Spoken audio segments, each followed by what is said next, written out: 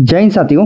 Hi, I am Amit sir और edu exam centre में आपका एक बार फिर से स्वागत है। दोस्तों आज हम लोग बात करेंगे आरआरबी एनटीपीसी भर्ती 2024 के बारे में, जहां पर आज हम लोग बात करेंगे एग्जाम सेंटर के बारे में, है ना। देखिए दोस्तों, जब से आपका एनटीपीसी ग्रेजुएशन लेवल और एनटीपीसी जो अंडर ग्रेजुएशन का फॉर्म निकला है ना, तब से आप लोग लगातार मेरे को मैसेज कर रहे हैं कि सर इसका एग्जाम सेंटर कहाँ मिलता है, कहाँ देता है। ठीक है, तो चलिए आज इसी विषय में बात करेंगे, आखिरकार CBT 1 और CBT 2 का एग्जाम सेंटर कहाँ पर देता है। ठीक है, तो चलिए उससे पहले आप सभी से मैं एक छोटी सी रिक्वेस्ट दूंगा, अगर आपको वीडियो अच्छा लगेगा तो चैनल को सब्सक्राइब करें, बेल आइकन जरूर बजेगा और अपना दोस्तों के साथ जरूर शेयर कर दिए। ओके दोस्तों, तो चलिए स्टार्ट करते हैं। देखिए दो, हम लोग दोनों एग्जाम के बारे में बात करेंगे। CBT 1 एग्जाम के बारे में बात करेंगे, इसका सेंटर कहाँ मिल देती है, और CBT 2 का भी एग्जाम सेंटर कहाँ पर देती है, इन दोनों के बारे में बात करें। सबसे पहले दोस्तों हम लोग नोटिफिकेशन देख लेते हैं, है ना, क्या उसमें कुछ दिया है या नहीं दिया है एग्जाम के बारे में, ये देख लेते हैं पहले। उसके बाद हम लोग इसके बारे में आगे आपको बात करेंगे। ठीक है, तो चलिए सबसे पहले हम लोग नोटिफिकेशन देखते हैं। वो देखो, ये रहा वो नोटिफिकेशन। अरे आप लोग देख पा रहे हैं यहाँ पर टेबल ऑफ आपका कंटेंट्स पे देखिए, है ना। यहाँ पर देखिए, आप सीधा सीधा यहाँ पर आ जाइए C नंबर पर। देखिए यहाँ पर क्या लिखा हुआ है आपका, इंपॉर्टेंट इंट्रोडक्शंस एग्जाम प्रोसेस। ठीक है, यहाँ पर देखिए एग्जाम प्रोसेस के बारे में लिखा हुआ है, बस आगे कहीं भी आपका नोटिफिकेशन में एग्जाम सेंटर के बारे में कुछ भी नहीं दिया है। ठीक है, ये देखिए कुछ भी नहीं दिया है। तो चलिए उसी को देख लेते हैं, आखिरकार कुछ एक्स्ट्रा कुछ दिया है या नहीं दिया है। ठीक है, चलो इसको देख लेते हैं। तो थोड़ा स्कल नीचे करके आते हैं, नीचे में हम लोग स्कल करके आते हैं और यहाँ पर C पर, ऑप्शन नंबर C पर देखते हैं। ठीक है, तो ये आपका देख लो, है ना, ये रहा आपका C। यहाँ पर क्या वही चीज लिखा हुआ जो ऊपर में लिखा हुआ था।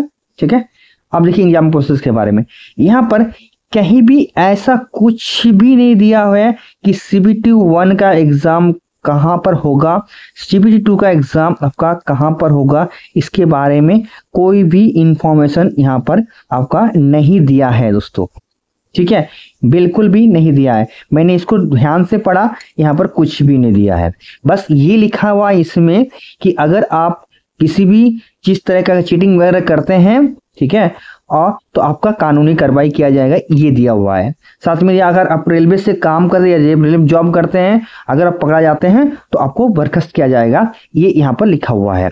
बाकी कहीं भी कुछ भी ऐसा नहीं दिया है। बाकी सब एग्जाम प्रोसेस दिया हुआ है कि आपका क्या क्या होगा, क्या क्या नहीं हुआ, ये सारा दिया हुआ है। देखिए आपका ये दिया हुआ है, ये सारा चीज यहाँ पर लिखा हुआ है। ठीक है, एग्जाम आपका कब होगा, मतलब कब नहीं, मतलब आपका जो है, ठीक है, कहाँ पर होगा कहाँ पर नहीं है, तो ये आपका ये कहा गया है।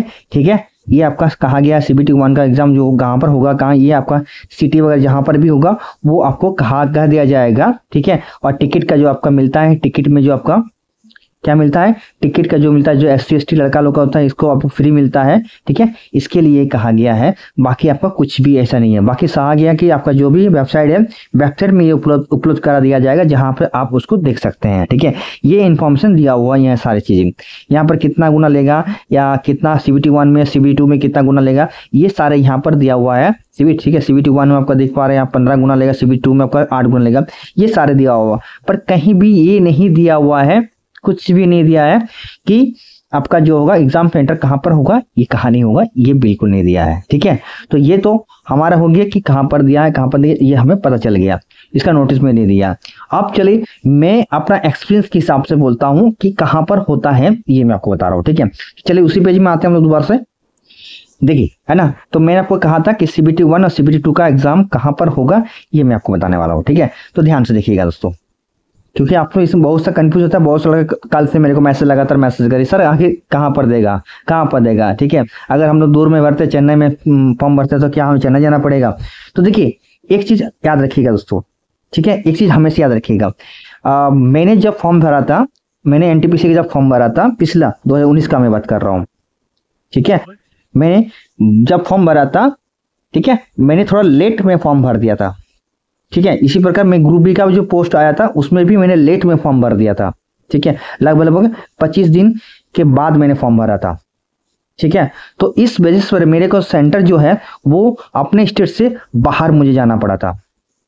ठीक है, बाहर। जैसे मैं झारखंड का रहने वाला हूँ, ठीक है। सो मैं झारखंड का रहने वाला हूँ, तो मुझे झारखंड में नहीं मिला था सेंटर, मुझे उड़ीसा में सेंटर मिला था, क्योंकि मैंने 20 से 25 दिन के बाद फॉर्म भरा था, जहाँ तक मुझे याद है, ठीक है। और दोनों ही एनटीपीसी का भी और ग्रुप डी का भी मुझे बाहर में सेंटर दिया था, ठीक है, अपना झारखंड में नहीं दिया था, ठीक है। तो ये इसका मतलब क्या, इसका मसला क्या है, इसका मसला ये है, मेरा एक्सपीरियंस कहता है, और कि अगर आप फॉर्म, याद रखिएगा, अगर आप फॉर्म, ठीक है, 15 दिन के अंदर भर लेते हैं, ठीक है, 15 दिन के अंदर भर लेते हैं, फॉर्म फिलअप कर लेते हैं, तो कहीं ना कहीं आपका जो भी लोकल एरिया होती है, जहां से आप बिलोंग करते हैं, जिस स्टेट से, है ना, वहीं पर आपका लगभग 100 किलोमीटर के अंदर में आपका जो है आपका सेंटर दिया जाता है, ठीक है। समझिए मेरा, 100 किलोमीटर के अंदर में आपका सीबीटी एग्जाम आपका कंडक्ट किया जाता है। याद रखिएगा, सीबीटी 1, सीबीटी 2 का मैं बात नहीं कर रहा हूँ, सीबीटी 1 का 100 किलोमीटर, ठीक है। और ज्यादा से ज्यादा होता है आपका 200 किलोमीटर के अंदर में आपका होगा इसका, आपका अगर आप 15 दिन के अंदर फॉर्म भर लेते हैं, तो कहीं ना कहीं आपका 100 या 200 किलोमीटर के अंदर में आपका जो होगा आपका सीबीटी 1 का एग्जाम कंडक्ट होता है, वो भी आपके राज्य में होता है, ठीक है। मान लीजिए जैसे आप चेन्नई से फॉर्म भर दिए, ठीक है, आप चेन्नई से फॉर्म भरे, ठीक है, आपने चेन्नई से फॉर्म भरे, आप जो है, आप मान लें दिल्ली का है या चंडीगढ़ का है, ठीक है, तो आपको चेन्नई का सीबीटी 1 में आपको चेन्नई जाने की जरूरत नहीं पड़ेगा, ठीक है। या तो आपको अपना लोकल एरिया जो है, जैसे आपका चंडीगढ़ है, तो चंडीगढ़ में ही आपका जो होगा सीबीटी एग्जाम का आपका सेंटर गिरेगा। कहाँ पर गिरेगा, आपका सीबीटी 1 जो होगा आपका चंडीगढ़ में गिरेगा। जैसे मान लीजिए आप अगर दिल्ली के रहने वाले हैं और आप कलकत्ता फॉर्म भरते हैं, तो सीबीटी 1 कंफर्म है आपका दिल्ली के अंदर ही आपका होगा, ठीक है, अगर आप 15 दिन के अंदर फॉर्म भरते तो।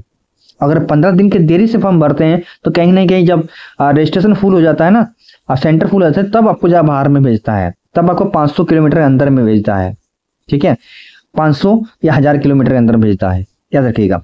और तो यही याद रखिएगा कि आपको जल्दी से जल्दी फॉर्म भरना अपना, लगभग 15 दिन के अंदर फॉर्म आप फिलअप कर लीजिएगा।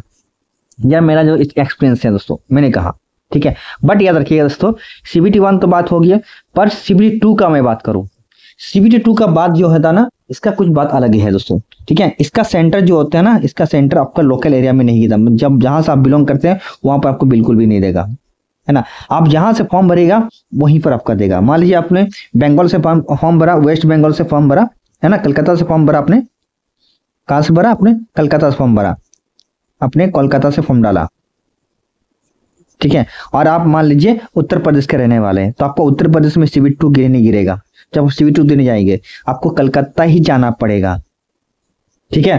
क्योंकि मेरा बहुत सा स्टूडेंट हुआ जो है पिछला एनटीपीसी में, वो लोग रांची के रहने वाले थे, ठीक है, जमशेदपुर के रहने वाले थे, तो जमशेदपुर में क्या हुआ, उन लोग का सीबीटी 1 तो आप लोग का जमशेदपुर में गिरा था, खासकर कुछ लड़का का, बाकी का रांची में गिरा था, है ना। और लड़कियों का जमशेदपुर था तो जमशेदपुर में गिरा था, और लड़का को यहाँ कहाँ गिरा था, उनका जो कहाँ गिरा था, रांची में गिरा था, ठीक है।